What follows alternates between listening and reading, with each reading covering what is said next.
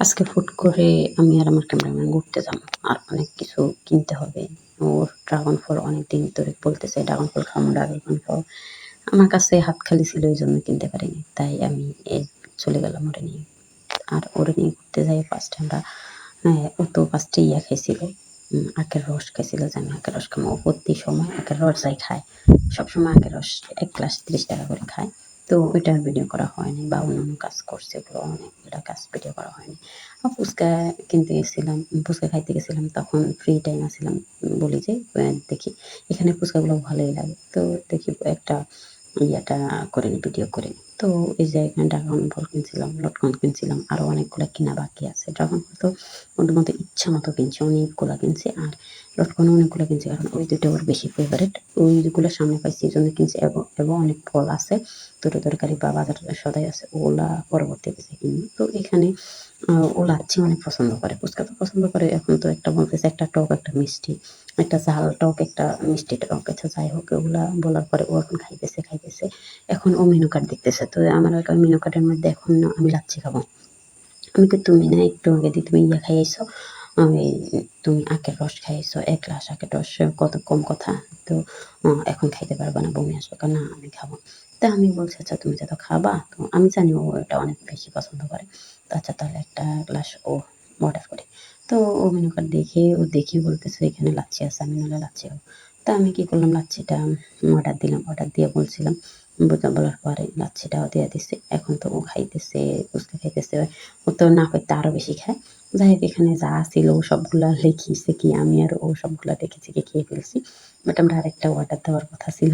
তো পরবর্তীতে এগুলো আগে খাইটাই অবস্থা খারাপ করে একটা টিস্যু না পারতে থেকে টিস্যুটা খেয়ে ফেলি। মানে একটা ইয়ের মধ্যে ওরা সার্ভিং এর মধ্যে টিস্যু দিয়া দিছে।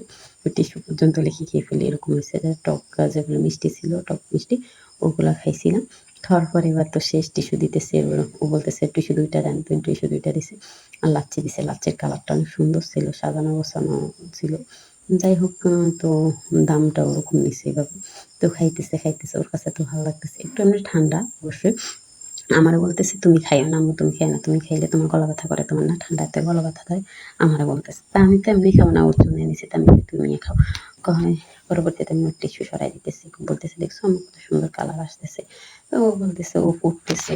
আবার ওইখানে মানে আমরা যেটাতে রেস্টুরেন্টে গেছিলাম, রেস্টুরেন্ট বলতে এখানে মোহাম্মদের সামনে একদম, মোহাম্মদের অপোজিটের মধ্যে এই এটা করা। তো ওইখানে লেখা ছিল যে একটা ঘর, কি জানি ঘর ছিল। ফুচকা মনে হয় ঘর ছিল, না কি ঘর ছিল জানি না। ও পড়তেছিল, সবগুলো খেয়ে ফেলছিল। তো ও পড়া ওটা দেখে পড়তেছিল। আর বলতেছে, বানান করে ও উচ্চারণ করতেছে। আর ইয়া করতেছে। মানে ডেকোরেশন তো ওদের সুন্দরই লাগছে। রাত্রে আরো বেশি সুন্দর লাগে। ও এখানে লেখা ছিল জাল ফুচকা ঘর। এটা লেখা ছিল। তো ও পড়তেছিল আর আমারে দেখাইতেছিল। তো আমি বলছি যে, "ভালো হইছে।" মানে যখন বানান করতেছিল, বানান করে ও রিডিং পড়তেছিল, ভালোই লাগছিল মাশাআল্লাহ। সবাই মাশাআল্লাহ বলবে। ৫ বছর আলহামদুলিল্লাহ, ৬ বছর চলতেছে। কি সুন্দর ওর মানে অটোমেটিক ও পড়াটা পারে গেছে। যাই হোক, আমি অনেক কষ্ট করছি। আমি বাড়িতে চলে আসছিলাম। ওর জন্য ডিম নিছি। কারণ ও প্রতিদিন সকালে একটা করে ডিম খাইতে হয়। তো আমি ওর জন্য ডিম নিছি। ডিম তো অনেকগুলা ও সাজায় রাখছে ফ্রিজের মধ্যে। আর ড্রাগন ফলগুলা আস্তে একটা সালিনে নিয়ে নিছি। তো আমি বলতেছি, "সালিনে নেওয়ার দরকার নাই। একটা বালতির মধ্যে নাও। কারণ এটা তো ধুইতে হবে।" তো আমরা তো এমনি যেকোনো ফল আনলে এই বাজার থেকে অন্তত ১-২ ঘন্টা, অনেক সময় ৩-৪ ঘন্টাও হয়ে যায়। ধুয়ে রাখি আরকি। পানিতে ভিজায় রাখি। ময়লা যত মানে জীবাণু হচ্ছে যদি কিছুটা যায়। আম ছিল, আমগুলো এক সাইডে দিয়ে সরাই রাখছিলাম।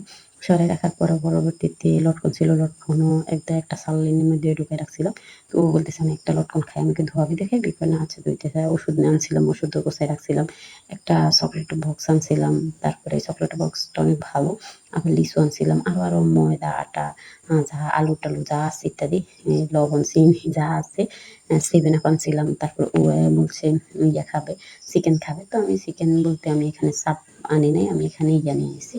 এই সিক্কা ভেড়ার একটা মানে ১ কোয়ার্টার নিয়ে আনছি ওর জন্যে। লেগ পিসটাও পছন্দ করে। আর ও বলতেছে, "ড্রাগন তো খাবে, ড্রাগন খাবে, ড্রাগন খাবে।" ও তখন লাফালাফি করতেছিল। তো আমি কি করছিলাম, ড্রাগন ধুয়ে অনেকক্ষণ রাখি।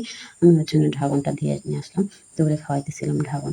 তো ও কাটে খাইতেছে আর আমার দেখতে ভালো লাগতেছে। বাচ্চারা যখন খায়, আমার কাছে আসলে অনেক ভালো লাগে। আলহামদুলিল্লাহ, আমার কাছে ভালো লাগে। আমার মেয়ে খায় অনেকগুলো, মাশাআল্লাহ সবগুলো। ড্রাগন তো ওইদিন রাত্রেই, আমরা বিকেলে আসছিলাম। ওইদিন রাত্রে আমাদের ৪-৫ টা শেষ হয়ে গেছে। বড় ৪-৫ টা শেষ হয়ে গেছে।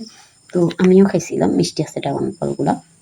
তো ও খাইতেছিল আর বলতেছে আমি পুরো লাল হয়ে গেছি, ভালো লাগতেছিল। ওর হাতটা বলতেছে মা দেখো হাতটা কি হয়ে গেছে, তো ডিজে হাত ধুইতে গেছে।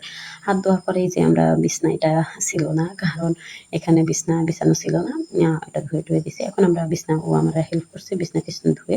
আমরা কি করছিলাম চিকেন, তারপর আমি এখানে আবার আনছিলাম, সমোসা আনছিলাম, সিঙ্গারা আনছিলাম, ফুরি আনছিলাম। তো ফুরি দিয়ে ডাল দিয়ে খাইতেছে, ভালোই লাগতেছিল। ফুরি ডাল খাইতেছিলাম, তারপরে এগুলো খাইতেছিলাম। ও আবার মধ্যখান দিয়ে একটা জুস খাইছিল। তো আমি তো বলতেছি তুমি জুস খাইছো আজকে, আল্লাহ আল্লাহ করো যেন তোমার সমস্যা না হয়, মানে আমার তো ভয় আর কেউ যদি বমি করে দেয় এরকম টাইপের।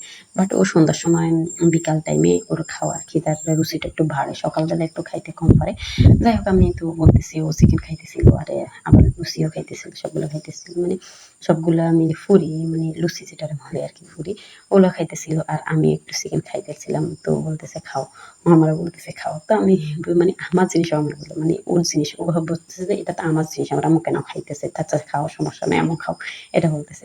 দেখ আমি সবগুলো গুছাই গাছাই ও সহকারে সবগুলো ও আমার সব কাজে হেল্প করে মাশাল্লাহ। এই দিক দিয়ে অনেক ভালো আছে। সবাই আমার মেয়েটার অনেক দোয়া করবেন, অনেক ভালোবাসা দিবেন। আর সবাই মাশাল্লাহ বলবেন। সবাই ভালো থাকবেন, সুস্থ থাকবেন। আল্লাহ হাফেজ, বাই বাই, টাটা। হ্যাঁ, আমার আরেকটা কথা, সবাই কিন্তু লাইক, কমেন্ট, শেয়ার করতে ভুলবেন না। আর প্লিজ, প্লিজ সাবস্ক্রাইব করে দিবেন। আর আমাদের পাশে থাকার জন্য আপনাদের যারা নতুন বন্ধু হয়েছেন তাদেরকেও ধন্যবাদ। আর যারা পুরাতন বন্ধু আছেন তাদেরকেও অসংখ্য, অসংখ্য ধন্যবাদ। সবাই সবার পাশে থাকবেন। আমিও চেষ্টা করব আপনাদের পাশে থাকার জন্য, সবাইকে আশা দেওয়ার জন্য, একটু সাপোর্ট করার জন্য। আপনারা আমাকে সাপোর্ট করবেন সবসময়। আল্লাহ হাফেজ।